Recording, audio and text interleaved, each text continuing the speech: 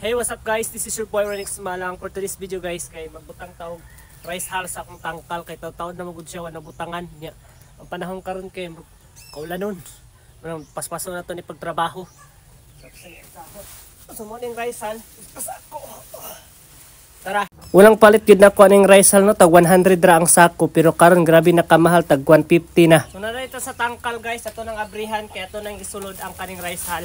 Naglisod po kog arsa aning rice hull na usa ka sako. Oy kinabugat naman gud siya kay sige naman gud siya kaulanan. Kaya raman hinuon dili gid nga siya nga nakabugat pero hangak gud saon man nataba naman kayo gud. Kagubot na sad ang mga manok. So ato na ning abrihan ning rice hull. Kaya ato nang iyabon diri sa tangkal kay usay mo tagabuan mo ko gailis og kaning dili gailis kanang gabutak og rice hull diri sa akong tangkal kay para na dili bitaw kayo siya baho og ipi. Okay, karon kay murag baho naman siya mo na magbutang na sa tani. Every month ko magbutang og rice hull para na dili kayo baho ang tangkal ba.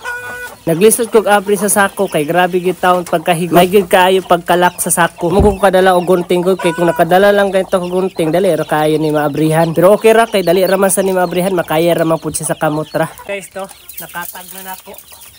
Ataya kaayo nagtuko na video to nako ang pagyabo sa sako aman day na video giahak yu kaayo. Wala jud ko mahimo kay unsaon nayabo naman ako tanan sa alang pugog akong ibalik sa sako og akong i-video.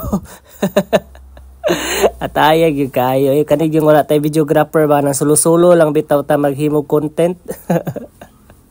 Ataya. Pero okay ra man gihapon basta kay importante na trabaho. Mo lang to guys, babu.